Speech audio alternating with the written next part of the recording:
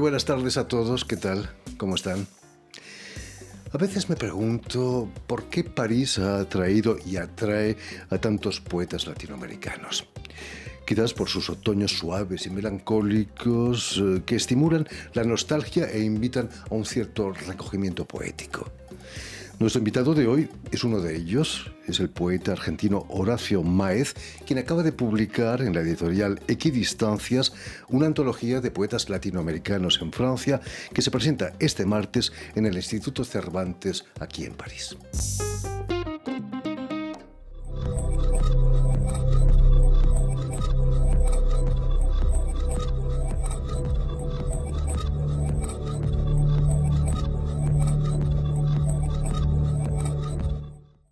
A mi paso vacilante, azules infinitos, una estela de rizos dorados, es junio, Esaura y Veronese. Es el retrato del Cristo adolescente. Me topo con mi pasado remoto y no resisto. Los jazmines del portón embriagan como es su ley. En la mesa vecina el antebrazo de la joven proclama para siempre, en fileteada caligrafía. Alguien se abanica, es cielo y es Madrid. Postdata. Viniera o no a cuento, mi padre solía repetir, nunca segundas partes fueron buenas. Hoy le respondo que cada parte suele ir con su propio sol y cielo a cuestas. Hasta pronto, Pa. Muy buenas tardes, Horacio. Muy buenas tardes. Bienvenido a Radio Muchas Francia gracias. Internacional. Estarás de acuerdo, imagino, con Luisa Futoronsky, que es falso eso de que nunca segundas partes fueron buenas, ¿no? Sí, totalmente de acuerdo. Qué lindo, dice que cada una tiene su cielo, Y su sí, sol, ¿no? exactamente eso, ¿no? Cada parte tiene lo suyo y me parece que, bueno, Luisa lo dice de una manera Maravillosa. excepcional. ¿Qué crees que tiene París para que convoque, que atraiga a tantos poetas latinoamericanos? Yo creo que hay, o sea, hubo un momento donde evidentemente París fue un faro, ¿no?, general del conocimiento de la literatura y que algo de eso todavía queda, existe y está acá, ¿no? De hecho, en el prólogo que hice hablo un poco de ese recorrido a partir de figuras emblemáticas que han pasado por Francia, desde Huidobro hasta Enrique Lin, Calveira, mucho más cerca, y cómo esa relación con Francia y con París siempre está ahí presente, ¿no? Y hay algo, diría que hasta un tanto misterioso, no fácil de explicar, que se expresa. Incluso Horacio Máez, tú mismo, ¿no? ¿En qué circunstancias aterrizaste aquí en la capital francesa? Bueno, yo llegué por una cuestión personal y familiar, digamos, para decirlo rápidamente, por amor. Y bueno. Siempre lo decimos aquí, el amor es la mejor agencia de viajes. Bueno, entonces vine por la mejor agencia. Y bueno, más allá de eso, es cierto que Francia y la literatura francesa y la poesía francesa siempre me atravesaron, me gustaron, las leí mucho. Y bueno, todo eso hizo que hoy esté acá. Naturalmente. Permíteme que recuerde, Horacio, que has nacido en Buenos Aires y que eres autor de varios poemarios como Salix, Pequeños rastros que se alejan, o en obra Diarios del oficio. Imagino que hace referencia al oficio de poeta o quizás al de traductor, a que también te dedicas. Sí y no.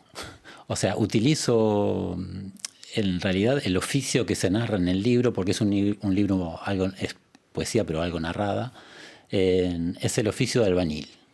Entonces, a través de la voz de un albañil se recorren, a mi entender, ciertos aspectos del hacer de la poesía que digamos, como que me interesó ir a las bases de lo que forman digamos, un poema o una poética en general. Es un ejercicio de albañilería. El libro narra la construcción de una casa. Y entonces en esa construcción van pasando, está la oralidad, está el oficio, el aprender de los materiales, al revés de imponerle a los materiales algo, que es lo que uno puede pensar con la lengua, ¿no? O sea, a la lengua tiene una plasticidad que hay que aprender a manejar y no imponerle algo. Para traducir poesía uno tiene que ser en sí mismo poeta, ¿no? Más que una traducción, es casi una adaptación, ¿no? Una versión nueva. Sí, hay muchas maneras de trabajar, hay muchas corrientes. Yo creo que hay que tener una empatía con lo que se traduce, si no es muy difícil traducir en general y más poesía o literatura, porque creo que hay que entrar en esa voz, para decirlo de alguna manera, en los vibratos de esa voz, para poder captarlos y de alguna manera llevarlos a la otra lengua, ¿no? ¿Cuándo coges los hábitos de poeta? Porque se cogen unos hábitos, ¿no? Se visten.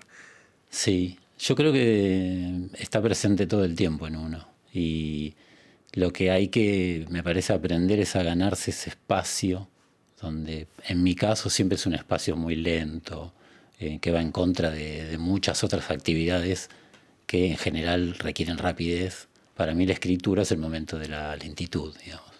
En esa sociedad que se está convirtiendo en más prosaica día a día, ser poeta es como un desafío, ¿no? Casi.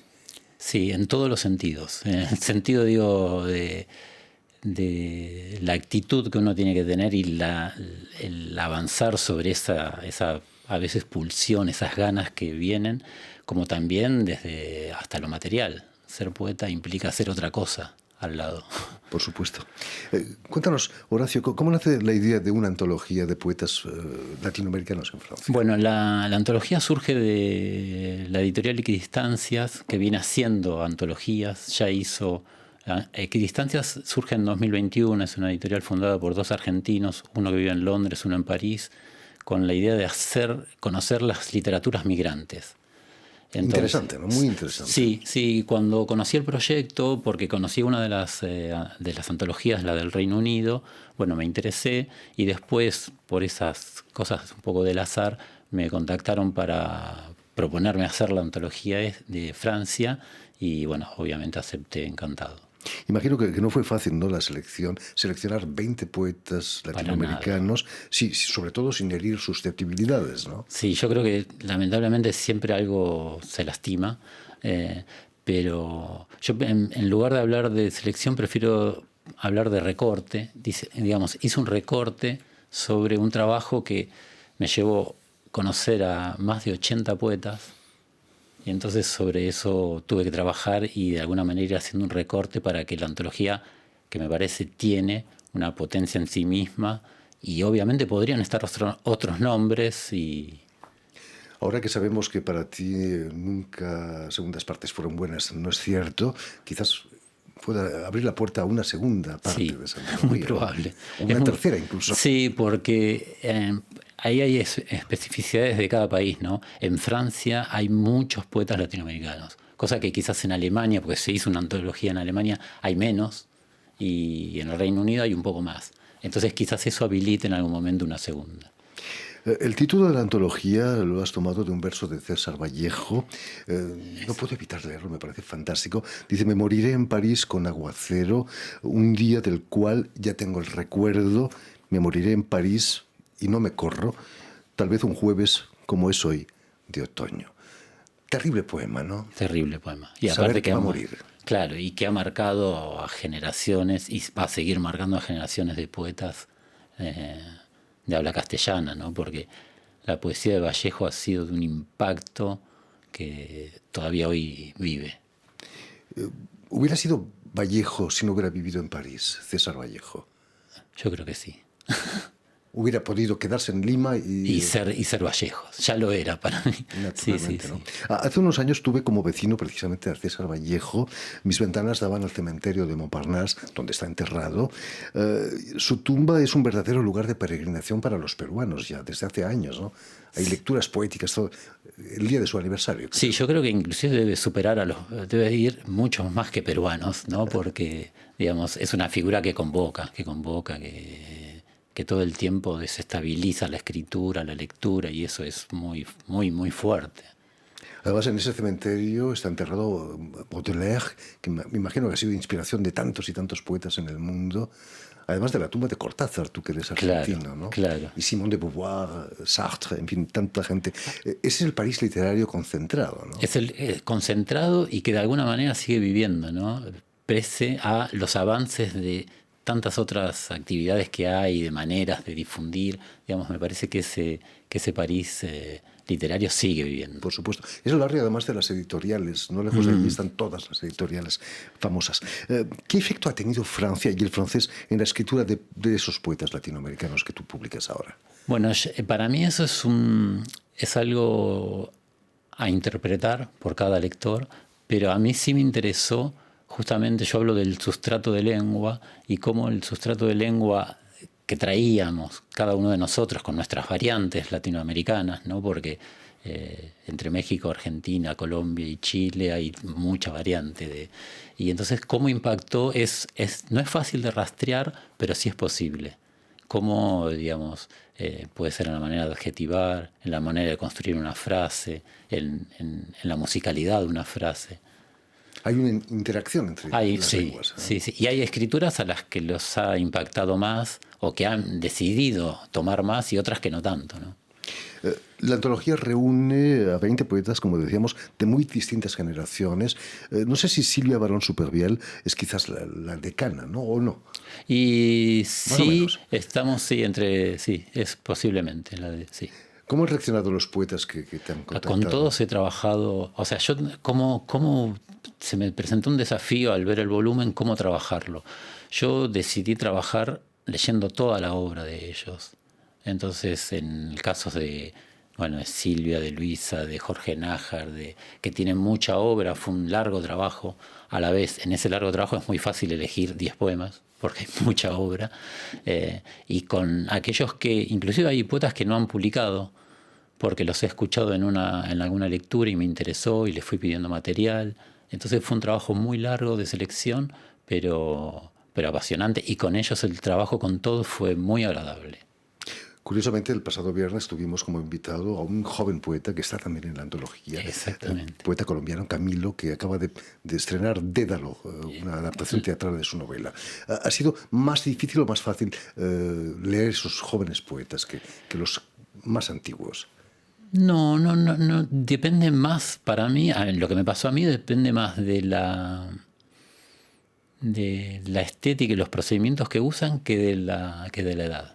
Por ejemplo, hay poetas más jóvenes que trabajan una poesía visual, que digamos es como una atención muy fuerte en cómo está el dibujo de la página del poema, que quizás son más difíciles de entrar o más difíciles de hacer un recorte, porque hay que mostrar 3 poemas de ese libro quizás, y entonces el libro es todo un desarrollo. Entonces ahí había un desafío más grande. Por ejemplo, en el caso de Camilo Bogoya, leí sus poemas y me resultó más sencillo hacer un recorte sobre lo de él. ¿Sugerías a los poetas que te enviasen poemas o no? ¿O eras tú quien decidías? Ahí cambió mucho según, porque por ejemplo, en aquellos que los libros los encontraba fácil, no los molestaba, leía y ya le presentaba una primera selección. Si estaban de acuerdo, eso me importaba mucho, que todos estén de acuerdo con lo que se publicaba.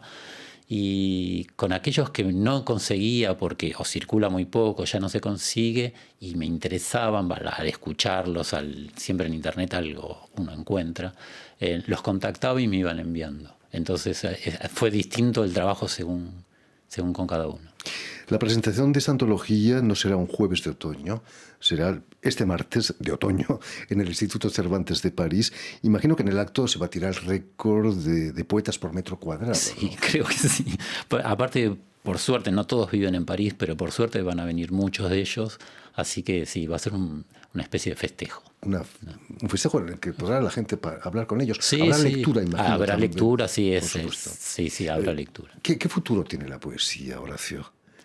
En este mundo del que hablábamos tan prosaico. Yo creo que la poesía existe hace muchísimos años, muchísimos siglos, y va a seguir existiendo porque yo creo que es una necesidad de subjetividades, de expresarse.